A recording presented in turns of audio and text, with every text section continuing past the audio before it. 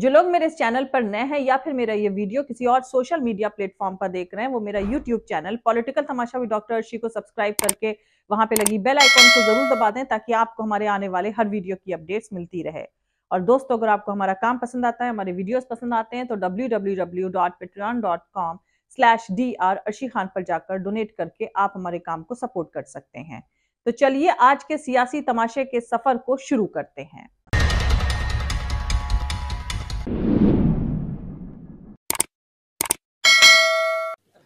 Eigen, मैं आपसे शर्त लगा लेता हूं कि प्रेस वाले आज सब सवाल पूछेंगे, आगे पीछे दाएं बाएं, यात्रा, सचिन पायलट, अशोक गहलोत, सब पूछेंगे। मगर चाइना के बारे में एक सवाल नहीं पूछा जाएगा। जिन्होंने 2000 स्क्वायर किलोमीटर हिंदुस्तान का उठा लिया, जिन्होंने हिंदुस्तान के 20 जवानों को शहीद किया, जो हमारे जवानों को अरुणाचल प्रदेश में पीट रहे हैं, मैंने कहा हिंदुस्तान की प्रेस मुझसे इनके बारे में एक सवाल नहीं पूछेगी। सच था। कांग्रेस पार्टी के वरिष्ठ नेता पूर्व अध्यक्ष राहुल गांधी का बयान अत्यंत ही अमर्यादित, बचकाना और राष्ट्र विरोधी तत्वों को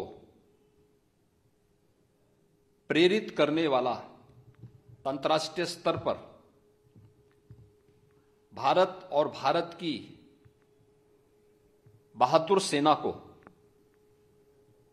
अपमानित करने वाला है। ओसामा बिन लादेन मर चुका है पर बुचर ऑफ गुजरात जिंदा है और वो भारत का प्राइम मिनिस्टर है। जब तक वो प्रधानमंत्री नहीं बना था तब तक उसके अमेरिका आने पर पाबंदी थी।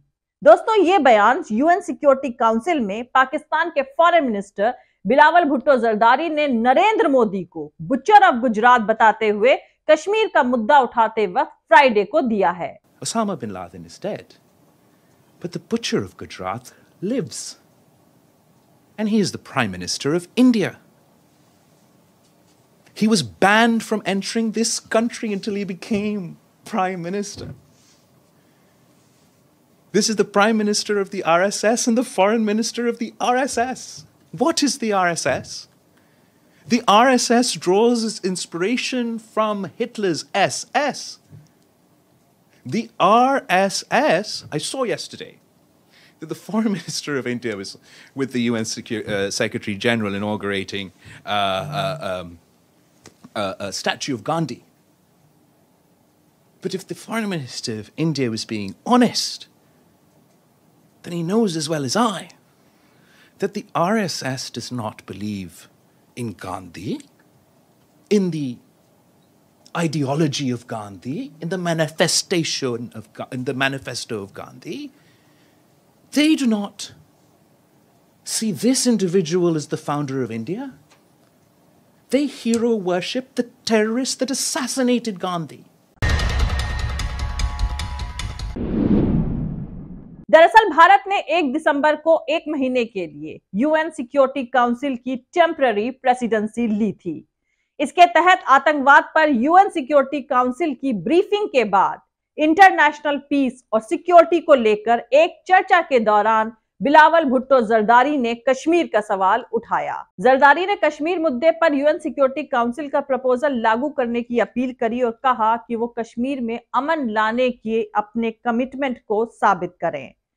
इस दौरान बिलावल भुट्टो ने नरेंद्र मोदी को बुचर ऑफ गुजरात बताया।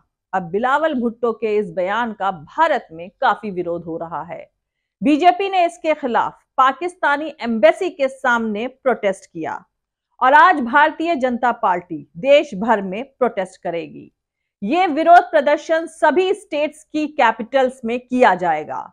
इस दौरान बीजेपी के कार्यकर्ता पाकिस्तान के फॉरेन मिनिस्टर के बयान का कड़ा विरोध करते हुए उनका और पाकिस्तान का पुतला फूकेंगे। बीजेपी ने इस रेफरेंस में बयान जारी करके कहा है, पाकिस्तान के फॉरेन मिनिस्टर का बयान पूरी तरह डेरोगेटरी और कायरता से भरा हुआ है। ये बयान सिर्फ सत्ता में बना रहने के लिए दिया गया है। इस बयान का मकसद दुनिया को गुमराह करना और पाकिस्तान की गिरती इकोनॉमी, केओस, सेना में मतभेद, बिगड़ते ग्लोबल रिश्तों और पाकिस्तान के आतंकवाद का गढ़ होने से दुनिया का ध्यान हटाना है। ये बिलावल भुट्टो जैसे लोगों का नाम मैं लेना भी नहीं चाहता हूँ, लेकिन इनकी जो मानसिकता है, ये जिस संस्कारों से आए हैं, जिन चीज़ों से पोषित होते आए हैं, ये परिवारवाद के, वंशवाद के सबसे बड़े पोषित लोगों में से रहे हैं। चाहे जुल्फिकार अली भुट्टो हो, चाहे बेनजीर भुट्टो हो, या अब बिलावल भुट्टो हो, ये उसी वंशवाद की परंपरा को आगे बढ़ा रहे हैं। आज मोदी जी केवल भारत के नहीं बल्कि पूरे विश्व के सर्वाधिक लोकप्रिय नेता है। उनका इस प्रकार का बयान ये हमारे देश के 135 करोड़ लोगों का सीधे सीधे अपमान है। कहीं ना कहीं इस प्रकार का बयान जो पाकिस्तान की अंदरूनी राजनीति है, पाकिस्तान की जो हालत पस्ता है, जो खोखली वहाँ की अर्थव्यवस्था हो गई है, पाकिस्तान जिस प्रकार से बर्बादी के कगार पर पहुंच गया है, उससे कहीं ना कहीं ध्यान बटाने का प्रयास है। वहीं भारत की विदेश राज्य मंत्री और नई दिल्ली से सांसद मीनाक्षी लेखी ने भुट्टो के बयान के जवाब में कहा है कि आमतौर पर फॉरेन मिनिस्टर्स ऐसी बात नहीं करते हैं। ये वही हैं जिन्होंने बलूचिस्तान में लोगों को बुचर किया है, जिन्होंने कश्मीर में लोगों को मारा है। ये पंजाब के भी बुचर हैं और कराची के भी। इस बयान पर बीजेपी के फॉरेन मामलों के चीफ विजय चौथाई वाले ने बिलावल भुट्टो को पाकिस्तान का पप्पू बताया है। तो दोस्तों, पाकिस्तान के भुट्टो फैमिली का कंपैरिजन अक्सर भारत के नेहरू गांधी परिवार से किया जाता है। सोशल मीडिया पर राहुल गांधी और बिलावल भुट्टो के कंपैरिजन अक्सर होता रहता है। बिलावल की मां बेनजीर भुट्टो की हत्या एक रैली में हुई थी और राहुल गांधी के पिता राजीव गांधी भी आत्मघाती हमलावर के शिकार बने थे। बिलावल भुट्टो ने ब्रिटेन की ऑक्सफोर्ड यूनिवर्सिटी से पढ़ाई करी है, जबकि राहुल गांधी ने अमेरिका की हार्वर्ड यूनिवर्सिटी से। 2004 में जब मनमोहन सिंह की अगुवाई में कांग्रेस की सरकार बनी तो राहुल गांधी की उम्र 34 साल थी। तब सोनिया गांधी यूपीए गठबंधन और कांग्रेस की चेयरपर्सन थी। अगर राहुल गांधी चाहते तो कोई भी मिनिस्ट्री ले सकते थे। मनमोहन सिंह ने राहुल को सरकार में शामिल होने के लिए कहा भी था। मनमोहन सिंह 2004 से मई 2014 तक भारत के 10 साल तक के लिए प्रधानमंत्री रहे, लेकिन राहुल गांधी सरकार में शामिल नहीं हुए। हालांकि वो लोकसभा सांसद बने रहे और अब राहुल गांधी तकरीबन 51 साल के हैं और अभी भारत जोड़ो यात्रा के चलते काफी सुर्खियों में हैं। इससे पहले राहुल गांधी ने 9 अप्रैल को एक किताब लॉन्च फंक्शन के दौरान कहा था कि उनका जन्म सत्ता के बीच हुआ, लेकिन सत्ता में उनकी बिल्कुल भी दिलचस्पी नहीं रही है। 2019 में कांग्रेस को जब आम चुनाव में हार मिली तो उन्होंने पार्टी के अध्यक्ष पद से भी इस्तीफा दे दिया था, लेकिन बिलावल को 19 साल की उम्र में पार्टी का उत्तराधिकारी बना दिया गया और वो तकरीबन 33 साल की उम्र में फॉरेन मिनिस्टर भी बन गए। भारत और पाकिस्तान की सियासत में पॉलिटिकल फैमिलीज का दबदबा होना कोई नई बात नहीं है। 27 दिसंबर 2007 में बिलावल भुट्टो को मां बेनजीर भुट्टो की हत्या के बाद पाकिस्तान पीपल्स पार्टी का सक्सेसर डिक्लेयर किया गया था। तब बिलावल भुट्टो महज 19 साल के थे और ऑक्सफोर्ड यूनिवर्सिटी के क्राइस्ट कॉलेज में इतिहास से ग्रेजुएशन कर रहे थे। 2009 में बिलावल को अमेरिका, पाकिस्तान, अफगानिस्तान के एक समिट में पाकिस्तानी डेलीगेशन का हिस्सा भी बनाया गया था। तब बिलावल की उम्र 21 साल थी और उनके पिता आसिफ अली जरदारी पाकिस्तान के प्रेसिडेंट थे। कहा जाता है कि इस इंटरनेशनल डेलीगेशन के अलावा डिप्लोमेटिक मामलों में बिलावल भुट्टो के पास कोई एक्सपीरियंस नहीं है। वहीं दूसरी तरफ भारत के फॉरेन मिनिस्टर एस जयशंकर से उनका कंपैरिजन किया जा रहा है, जबकि एस जयशंकर के पास डिप्लोमेसी का काफी एक्सपीरियंस है। वो चीन, अमेरिका और रूस जैसे बड़े मुल्कों में भारत के राजदूत भी रहे हैं। उनका फैमिली बैकग्राउंड भी डिप्लोमेसी से जुड़ा हुआ है। जयशंकर के फादर के सुब्रमण्यम को भारतीय डिप्लोमेसी का गुरु कहा जाता रहा है। एस जयशंकर के फादर के सुब्रमण्यम की प्रेस्टीज भारत में सभी पॉलिटिकल दलों के बीच रही है। वहीं दूसरी तरफ बिलावल के पिता की पहचान पाकिस्तान में बहुत ही कंट्रोवर्शियल है। जिस शहबाज शरीफ सरकार में बिलावल भुट्टो फॉरेन मिनिस्टर बने हैं, वो भी जरदारी को करप्ट नेता कहते थे।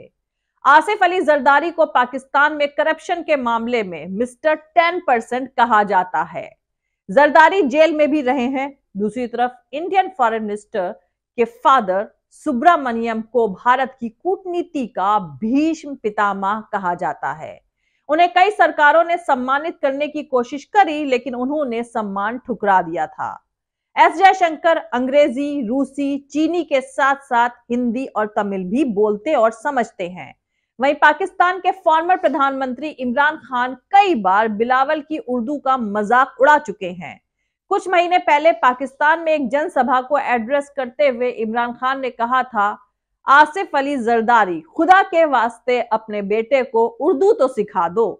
15 साल हो गए उसके लिए, अब भी बारिश आता है, चीनी उगता है, खुदा का वास्ता है, मैंने अंग्रेजों को 2 साल में उर्दू सीखते देखा है। अब भी उसे पता नहीं है कि लड़की आती है कि आता है। ये चोरों का टोला मुल्क को बचाने के लिए निकला है। वहीं बिलावल के फॉरेन मिनिस्टर बनाए जाने पर पाकिस्तान के अंग्रेजी अखबार द डॉन ने लिखा था कि बिलावल की बराबरी उनके नाना जुल्फिकार अली भुट्टो से होने लगी है। तो आपको बता दूं कि जुल्फिकार अली भुट्टो भी 1963 से 66 तक पाकिस्तान के फॉरेन मिनिस्टर रहे थे। बाद में जुल्फिकार अली भुट्टो 1971 से 77 तक पाकिस्तान के फॉरेन मिनिस्टर रहे थे। खैर, अब यूएन सिक्योरिटी काउंसिल में कश्मीर का जिक्र और आतंकवादी वारदातों के लिए भारत को जिम्मेदार ठहराए जाने के बाद इस मसले में भारतीय फॉरेन मिनिस्टर एस जयशंकर ने मोर्चा संभालते हुए कहा है कि जो देश अलकायदा के सरगना उसामा बिन लादेन का मेजबान हो सकता है और अपने पड़ोसी मुल्क की पार्लियामेंट पर हमला करवा सकता है, उसे यूएन में उपदेशक बनने की कोई जरूरत नहीं है। एस जयशंकर ने 2001 में इंडिया के पार्लियामेंट पर हुए हमले को लेकर कहा है कि आज से 18 साल पहले 13 दिसंबर को पाकिस्तान के आतंकी संगठन लश्कर-ए-तैयबा और जैश-ए-मोहम्मद ने दिल्ली में संसद पर हमला करवाया था। आतंकियों ने यहां खुलेआम फायरिंग करी थी, जिसमें 9 लोगों की मौत हो गई थी। एस जयशंकर ने पिछले 24 घंटे में आतंकवाद के सवाल पर पाकिस्तान पर 2 बार जवाबी हमला किया है। उन्होंने कहा कि दुनिया पाकिस्तान को आतंकवाद के एपिसेंटर के तौर पर देखती है। आपको बता दूं कि बिलावल भुट्टो जरदारी से पहले Pakistan foreign state minister Hina Rabbani खार ने पाकिस्तान में आतंकवादी वारदातों के लिए भारत को जिम्मेदार ठहराया था। पाकिस्तान के फॉरेन सेक्रेटरी असद मजीद खान ने इस्लामाबाद में फॉरेन डिप्लोमेट्स को एक डोजियर भी सौंपा था, जिसमें उनके देश में आतंकवादी हमले में भारत के रोल का जिक्र था। तो दोस्तों, हिना रब्बानी खार ने इस्लामाबाद में एक प्रेस कॉन्फ्रेंस में कहा था कि दुनिया भर में किसी मुल्क ने भारत से बेहतर आतंकवाद का इस्तेमाल नहीं किया है। इसी बयान पर पलटवार करते हुए एस जयशंकर ने कहा था कि मुझे पता है कि हम बीते 2.5 साल से कोविड से जूझ रहे हैं। इसकी वजह से हम में से ज्यादातर लोग ब्रेन फॉग से जूझ रहे हैं, लेकिन मैं आपको भरोसा दिलाना चाहता हूं कि दुनिया ये नहीं भूली है कि आतंकवाद कहां पैदा होता है और साउथ एशिया और इससे परे सामने आने वाली आतंकवादी एक्टिविटीज पर किसकी उंगलियों के निशान हैं। उन्होंने आगे कहा, मैं ये कहूंगा कि आदतन इस तरह की फैंटेसी भरी कहानियों में उलझने से पहले उन्हें खुद को इस बात का इल्म करना चाहिए। दोस्तों, ये कहने के साथ ही एस जयशंकर ने अमेरिकी फॉरेन मिनिस्टर रही हिलेरी क्लिंटन का बयान याद दिलाया, जो उन्होंने साल 2011 में पाकिस्तान में दिया था। उन्होंने कहा कि मैंने हिना रब्बानी खार के बयान से जुड़ी रिपोर्ट्स पढ़ी हैं और मुझे 1 दशक पुरानी वाली बात याद आ गई। हिलेरी क्लिंटन जब पाकिस्तान के दौरे पर आई थी तो हिना रब्बानी खार उस वक्त मंत्री थी और हिलेरी क्लिंटन ने उनके बगल में खड़े होकर कहा था, अगर आप अपने घर में सांप पाल रहे हैं तो आप ये उम्मीद नहीं कर सकते हैं कि वो सिर्फ आपके पड़ोसियों को ही काटेंगे। आखिरकार वो उन लोगों को भी काटेंगे जो उन्हें घर में रखते हैं। लेकिन आप सभी जानते हैं कि पाकिस्तान सलाह लेने के मामले में अच्छा नहीं है। आप देखिए कि वहां क्या हो रहा है। ऐसे में पाकिस्तान को सबसे पहले अपने काम सुधार कर एक अच्छा पड़ोसी बनना चाहिए। नापाक सोच, नापाक इरादे और बयान भी शर्मनाक और नापाक। मैं ये कहना चाहता हूँ, ये जो हरकतें हैं ये अपने आप में दिखाती हैं कि अभी तक 1971 के युद्ध की हार को पाकिस्तान भूला नहीं है। आज ही के दिन पाकिस्तान की सेना को भारतीय सेना ने धूल चटाई थी, लेकिन उसके बावजूद भी जब 93,000 इनके सैनिकों ने सरेंडर किया तो किसके नाना फूट फूट कर रोए थे? कौन फूट फूट कर रोया था उस समय? किसके नाना थे वो? और ये बयान में दिखता है दर्द, लेकिन पीछे सोच दिखती है कि आतंकवाद का गढ़ बना के रखा है अपने देश को। उन्होंने आतंकवाद का समर्थन किया है और बार बार ऐसे इरादे, जहां पार्लियामेंट पर अटैक हो या कश्मीर में आतंकवाद या देश में आतंकवाद फैलाने के प्रयास हो, ये सदा पाकिस्तान की धरती से हुआ है और दुनिया भर ने उनका असली चेहरा देखा है। ओसामा बिन लादेन को घर में घुसकर मारा तो यूनाइटेड स्टेट्स ने मारा, और सर्जिकल स्ट्राइक पाकिस्तान के घुसकर की है तो वो भी भारत की सेना ने की है।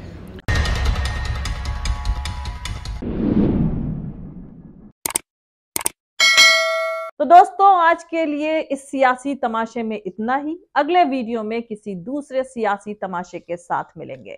जय हिंद, सत्यमेव जयते, अल्लाह हाफिज। दोस्तों, हमारा पूरा वीडियो और दूसरे और वीडियोस देखने के लिए हमारा YouTube channel political Tamasha with doctor Arshi को सब्सक्राइब करके वहां पे लगी बेल आइकॉन को जरूर दबा दें, ताकि आपको हमारे आने वाले हर वीडियो की अपडेट्स मिलती रहे। और दोस्तों, अगर आपको हमारा काम पसंद आता है, हमारे वीडियोस पसंद आते हैं, तो www.patreon.com/dr अर्शी खान पर जाकर डोनेट करके आप हमारे काम को सपोर्ट कर सकते हैं। दोस्तों, अगर आपको हमारा वीडियो पसंद आता है तो लाइक और शेयर करना हरगिज नहीं भूलें। आप हमें फॉलो भी कर सकते हैं हमारे ट्विटर, इंस्टाग्राम और फेसबुक पेज पर। मेरा ट्विटर हैंडल है @arshi aziz khan। Thank you, मिलते हैं अगले वीडियो में।